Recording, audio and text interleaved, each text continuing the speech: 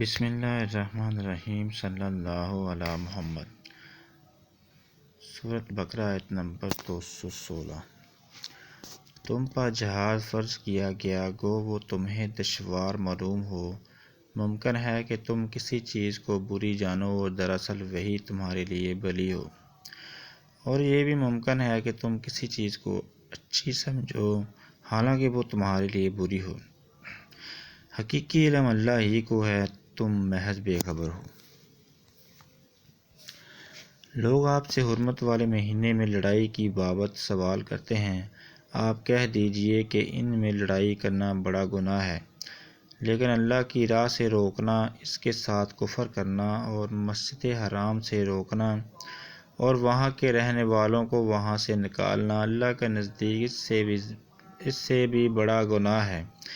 یہ فتنہ قتل سے بھی بڑا گناہ ہے۔ یہ لوگ تم سے لڑائی بڑھائی کرتے ہی رہیں گے جہاں تک کہ اگر ان سے ہو سکے تو تمہیں تمہارے دین سے مرتد کر دیں، اور تم میں سے جو لوگ اپنے دین سے پلٹ جائیں اور اسی کفر کی حالت میں مریں، ان کے اعمال دنیاوی اور اخروی سب غارت ہو جائیں گے۔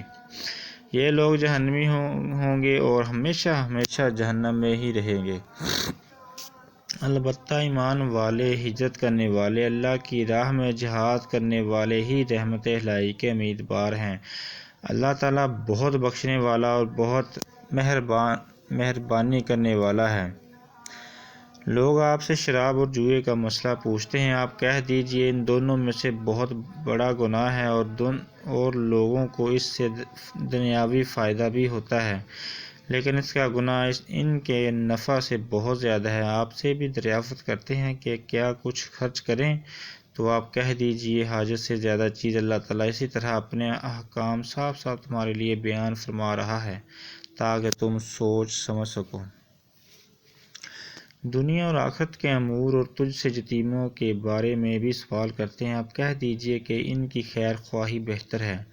تم اگر ان کا مال اپنے مال میں ملا بھی لو تو وہ تمہارے بھائی ہیں۔ بد نیتی اور نیک نیتی ہر ایک کو اللہ خوب جانتا ہے، اور اگر اللہ چاہتا تو تمہیں مشقت میں ڈال دیتا، کہ یقیناً اللہ تعالیٰ غلبہ والا اور حکمت والا ہے۔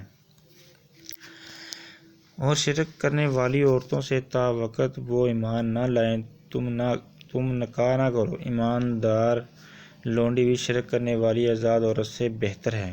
گو تمہیں مشرک ہی اچھی لگتی ہو، اور نہ شرک کرنے والے مردوں کے نکاح میں اپنی عورتوں کو دو جب تک کہ وہ ایمان نہ لائیں۔ ایمان والا غلام آزاد مشرک سے بہتر ہے۔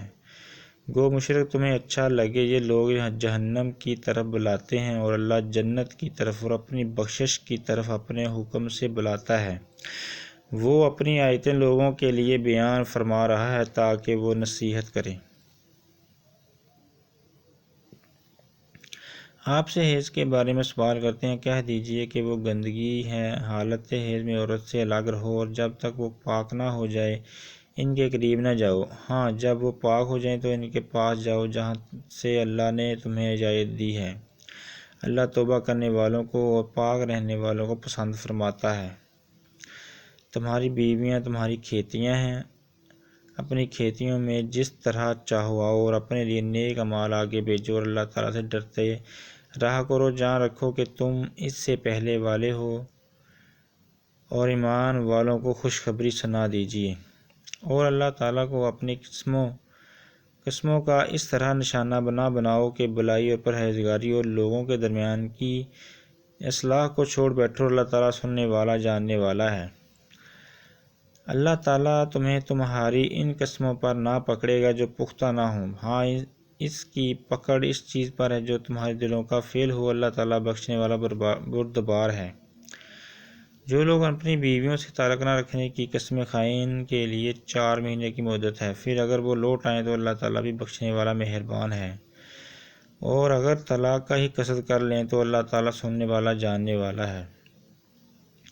طلاق والی عورتیں اپنے آپ کو 3 حیض تک روکے رکھیں، انہیں حلال نہیں کہ اللہ نے ان کے رحم میں جو پیدا کیا اسے چھپائیں، اگر انہیں اللہ تعالیٰ پر اور قیامت کے دن پر ایمان ہے۔ ان کے خاوند اس مدت میں انہیں لوٹا لینے کے پورے حقدار ہیں، اگر ان کا ارادہ اصلاح کا ہو اور عورتوں کے بھی ویسے ہی حق ہیں جیسے ان پر مردوں کے ہیں، اچھائی کے ساتھ۔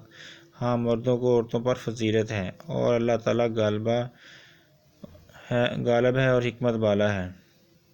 یہ طلاقیں 2 مرتبہ ہیں، پھر یا تو اچھائی سے روکنا یا عمدگی کے ساتھ چھوڑ دینا، اور تمہیں حلال نہیں کہ تم نے انہیں جو دے دیا اس میں سے کچھ بھی لو۔ ہاں، یہ اور بات ہے کہ دونوں کو اللہ کی حدیں قائم نہ رکھ سکنے کا خوف ہو، اس لیے اگر تمہیں ڈر ہو کہ یہ دونوں اللہ کی حدیں قائم نہ رکھ سکیں گے تو عورت رہائی پانے کے لیے کچھ دے ڈالے، اس میں دونوں پر گناہ نہیں، یہ اللہ کی حدود ہیں۔ خبردار ان سے آگے نہ بڑھنا، اور جو لوگ اللہ کی حدود سے تجاوز کر جائیں وہ ظالم ہیں۔ پھر اگر اس کو 3 بار طلاق دے دے تو اب اس کے لیے حلال نہیں جب تک کہ وہ عورت اس کے سوا دوسرے سے نکاح نہ کرے، پھر اگر وہ بھی طلاق دے دے تو ان دونوں کو میل جول کر لینے میں کوئی گناہ نہیں، بشرطے کہ یہ جان لے کہ اللہ